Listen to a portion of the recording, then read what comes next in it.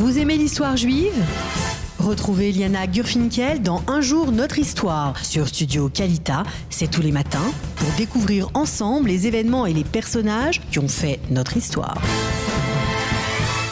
Et c'est ce matin également sur studiokalita.com, Un jour notre histoire avec Eliana Gurfinkel, Eliana Bokertov. Bokertov Daniel, ça va bien ? Alors oui, ça va très bien. Vous avez choisi de nous parler ce matin d'une grande figure de la culture juive du XXe siècle, de l'art juif bien entendu, mais c'est la culture aussi. C'est Marc Chagall. Marc Chagall, dont on connaît le parcours, mais dont on voudrait avec vous mieux comprendre l'impact qu'il a eu dans la culture israélienne. Exactement. Alors Marc Chagall, aujourd'hui, c'est son anniversaire. S'il était encore en vie, il aurait eu 130 ans aujourd'hui, voilà. Puisqu'il est né en 1887, donc le 7 juillet 1887, dans la ville de Vitebsk. Vitebsk qui est en Biélorussie, donc à l'époque c'était la Russie tsariste. Il est né dans une famille juive chassidique et c'est d'ailleurs ce thème du monde juif et du monde chassidique qu'on va retrouver dans son œuvre tout le temps. Donc cette ville va rester dans son imaginaire, ce sera pour lui le paradis naïf de l'enfance et il va donc le représenter dans de nombreuses toiles.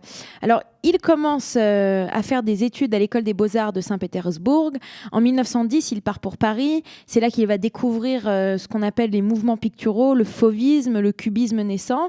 Et ça va lui inspirer donc l'utilisation de ces couleurs pures, gaies et claires, parce que c'est un artiste qui est très très gai, Marc Chagall. Et aussi, ça va lui enseigner la déconstruction de l'objet. Donc à nouveau, c'est pas du tout du réalisme. Ce qu'il fait, c'est surréaliste.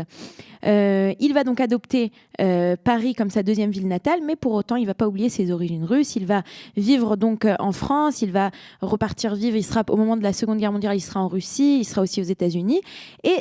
Première Guerre mondiale, il sera en Russie. Et en 1915, il va rencontrer quelqu'un de très important, c'est Bella Rosenfeld. C'est sa première femme, c'est l'amour de sa vie, qui va mourir très jeune.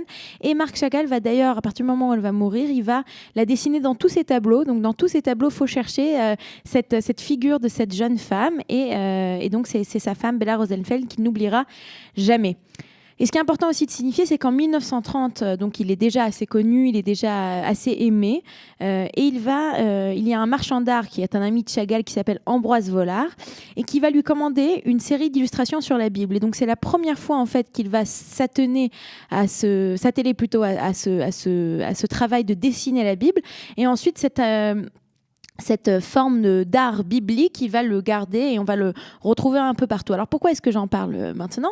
Puisque en Israël, il y a deux endroits assez importants où on peut retrouver de l'art de Chagall. Alors le premier, c'est l'hôpital d'Ein Karem.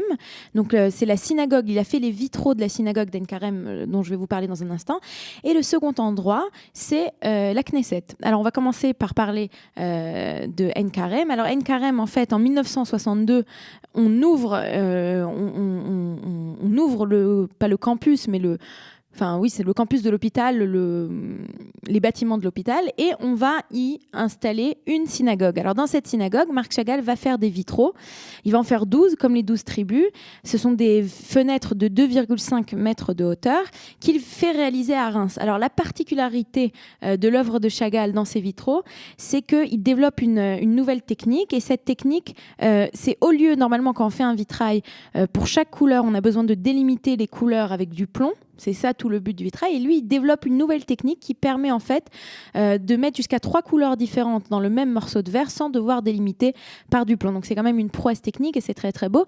Alors ces vitraux vont être abîmés pendant la guerre de 1967 puisque à l'époque la frontière avec les Jordaniens n'est pas très lointaine. Et quand Chagall apprend que ses vitraux étaient endommagés, il va dire cette célèbre phrase « Occupez-vous de vos blessés, je m'occupe des miens ». Et c'est ainsi qu'il va lui-même, presque 8 ans après avoir offert ses vitraux, les reprendre, les retravailler, mais il va laisser dans le vitrail de Naphtali un petit morceau qui sera vide, sans couleur, pour rappeler par quoi ces vitraux sont passés. Alors, la deuxième œuvre de Chagall qui est très importante, c'est à la Knesset. Alors, à la Knesset... La Knesset que vous connaissez bien. Je connais très bien. Alors, il y a le salon de la Knesset.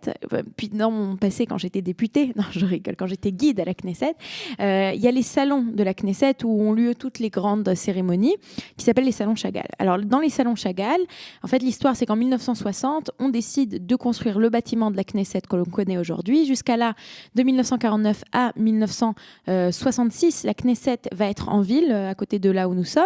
Et donc, on décide de construire un nouveau bâtiment. Et le président de la Knesset de l'époque, qui s'appelle Kadesh Louz, se tourne vers Kadish Louz, se tourne vers notre ami Marc Chagall et lui demande de décorer cette salle des fêtes.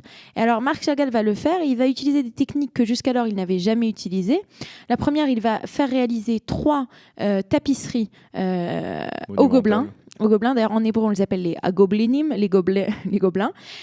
3 qui représentent le passé, le présent et le futur. Donc au centre on a le passé, donc c'est vraiment des décors bibliques. On peut voir Moshe Rabbeinu qui prend le peuple, qui le sort de l'Exode. D'ailleurs ça s'appelle le passé mais aussi l'Exode. Et à droite on a le futur. Le futur c'est la célèbre prophétie où le loup et l'agneau vivront ensemble. Et à gauche on a des scènes de l'indépendance de l'État d'Israël et ça représente le présent, c'est-à-dire le présent de vivre en Israël, l'État juif, etc. Et la seconde chose qu'il fait dans cette salle, il va réaliser des mosaïques. Alors, donc, les Gobelins, c'est lui qui va dessiner, ça va être réalisé. Les tapisseries, c'est lui qui va les dessiner, qui vont être réalisées aux Gobelins. Et de même pour les tapisseries, pour les mosaïques, il va lui-même dessiner ces mosaïques. Elles vont être réalisées par des artistes italiens très connus qui savent très bien faire de la mosaïque et qui vont d'ailleurs utiliser du verre de... ça m'a échappé. Donc, ils vont réaliser 12 mosaïques au sol. Donc, quand vous entrez dans cette salle, vous pouvez marcher sur du Chagall. Je crois que c'est le seul endroit au monde où on peut marcher sur du Chagall. Et une très, très, très belle mosaïque sur le mur où on y voit la Ménorah, le symbole de l'État d'Israël. Voilà. Alors, ce sont les 2 endroits. Il n'y a pas d'autres endroits où il y a du Chagall, où on peut voir du Chagall. On peut bien entendu voir au musée d'Israël des peintures de Chagall, des tableaux. Mais la particularité de ces 2 endroits, ce sont des endroits en fait que Chagall lui-même a dessiné. Alors vous me mettez un doute. Peut-être qu'il y a un autre endroit en Israël, mais je m'en souviens pas là. Mais si je me trompe pas, ce sont bien les 2 endroits, en tout cas à Jérusalem, on peut voir du Chagall. Et pour la dernière petite chose, Daniel, il ne faut pas oublier qu'il y a quelques jours, le maire de Jérusalem a inauguré une place Marc Chagall à Jérusalem, qui se trouve... juste derrière nous. Voilà, juste derrière nous, en face de l'entrée du hub de l'emploi, juste à côté du studio. Et donc, c'est une belle manière de finir cette petite ça méritait d'honorer effectivement Marc Chagall à l'occasion donc du 130e anniversaire de sa naissance. Exactement. Merci Eliana Gurfinkel d'avoir été avec nous ce matin sur studiocalita.com pour nous parler de Marc Chagall. Dans quelques instants, je vous retrouve pour cette revue de la presse et des médias israéliens de ce vendredi matin, avec une presse relativement chargée ce matin. Vous aimez l'histoire juive ? Retrouvez Eliana Gurfinkel dans Un jour notre histoire sur Studio Kalita. C'est tous les matins pour découvrir ensemble les événements et les personnages qui ont fait notre histoire.